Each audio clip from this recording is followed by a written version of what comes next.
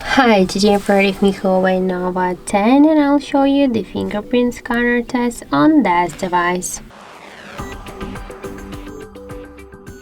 So I just set up my fingerprint here to the scanner a couple of minutes ago, and now I'll make a couple of tries to unlock the device with my fingerprint, and we'll see how fast this feature is and does it works.